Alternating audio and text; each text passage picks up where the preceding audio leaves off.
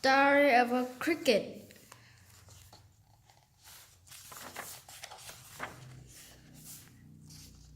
Chapter 1. An independent life since early childhood. A prank that cost dearly. I have lived an independent life since early childhood. Such is the rule among us crickets. Mother used to tell her children, "It's good for you to learn to fly their own wings." Children who are burdened to their parents develop selfish habits and grow up into ne'er-do-wells. Following these strict principles, my mother made sure her children would live on their own soon after they were born. My two brothers and I, for instance, lived with her for only 2 days.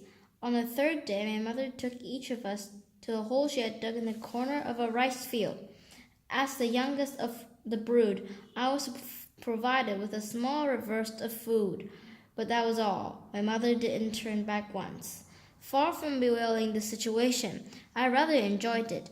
After thoroughly exploring my new premises, I stood at the door, looking at the blue sky above the tall blades of grass. Feeling elated, I rubbed my wings together and uttered a few loud and enthusiastic chirps. From that day on, I started life on my own. My personal happiness would depend on whatever I would be wise or stupid, but I didn't think of that at the time. I merely enjoyed my independence. All day long I worked in my hole, enlarging and embellishing it into a nice bedroom. Then I dug additional shortcuts and back doors for emergencies.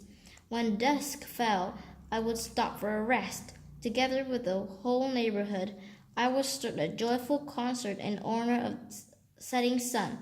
During the whole night, we would hold merry dancing and singing parties, stopping from time to time to drink dewdrops or nibble at juicy blades of young grass. Only when the azure-looking sun appeared again on the east did we part to go back home. Such was the joyful routine of my life. A quite pleasant one, wasn't it? As I lived soberly and worked moderately, I grew up rapidly and in no time became a healthy and strong adolescent.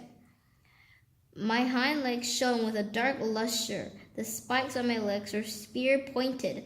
To try their effectiveness, I would sometimes raise my legs and give powerful kicks at the grass, whose blades would then fall down like a stroke of a scythe. My wings extended to the tip of my tail.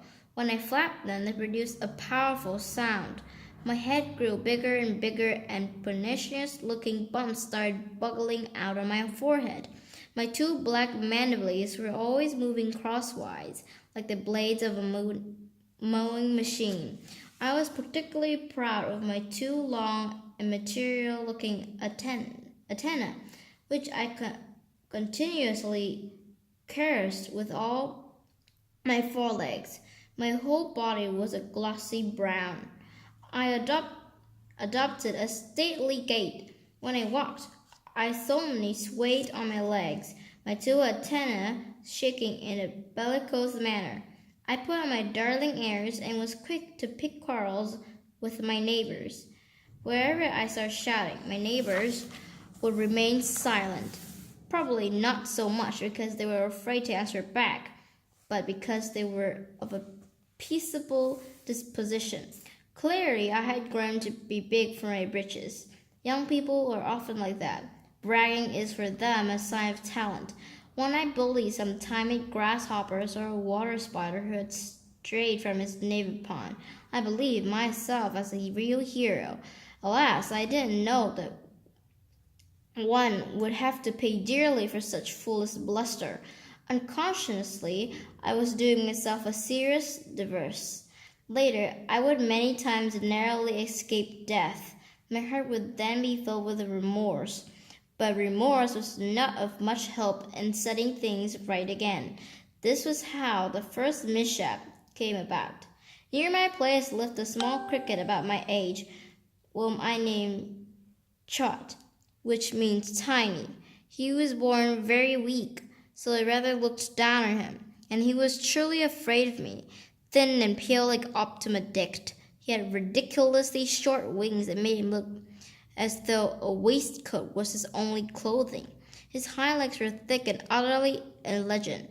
In addition to all of that, he had ludicrous stumps in place of antennae and dazed look of hopeless country bumpkin.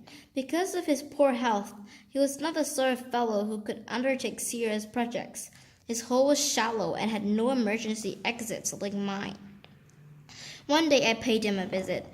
After having a look at his shabby home, I reproached him. What a careless and slovenly way of living! What a home to live in! Suppose an enemy comes, you will have nowhere to escape. Look, every time you move in your hole, your back will show up to the ceiling. Anyone standing nearby can tell you are. What if a falcon mistakes you for prey? My poor chap, you are no longer a child, yet you lack the wisdom of maturity. Chad answered in a sad voice, Big brother, I surely want to be like you, but I can't. I'm too weak for even the simplest kind of work. So how can I build myself a decent home? I know it is dangerous to live in such a shallow hole, but I don't have the strength to improve it. I have been thinking hard about this, but I still don't know what to do, except for one possibility. But I dare not to speak it to you. I said, just tell me what is on your mind. You may speak freely. The mole cricket answered timely. Big brother, as you have designed to take pity on me, I think you wouldn't mind helping me dig a gallery linking of my hole to yours. I can thus escape to your place in case of danger. Baring my teeth, I snarled in a conceited way. What? A gallery linking my place to yours? How could I stand it? You spell as bad as an owl. Now stop it. It's no use whimpering. It serves you right for being such a lazy fellow.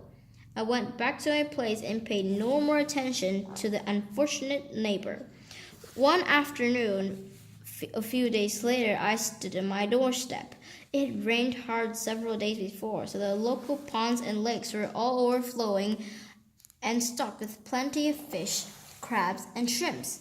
As a result, cranes, herons, cormorants, teals, coots, wild ducks, pelicans, and even parrots from faraway lands had all come to partake the abundant food. All day long they curled noisily, disputing every tiny shrimp. I could see many skinny egrets, who struggled all day long on the pond, but could never get enough to eat. Such is the fate of the weak. I stood watching the setting sun, philosophizing seriously over the facts of life. Just then I noticed a cormorant alighting a few steps from where I stood, and a wicked idea came to my mind. I called over neighbor Chet. Would you like to have some fun? How so? I'm having an asthma attack at the moment. Just to play a joke on somebody. On who? The big cormorant over there. Chet came to his door to look and asked, You mean that big fat female standing a few steps from our door? Precisely. My God, no, I can't afford that. I would advise you not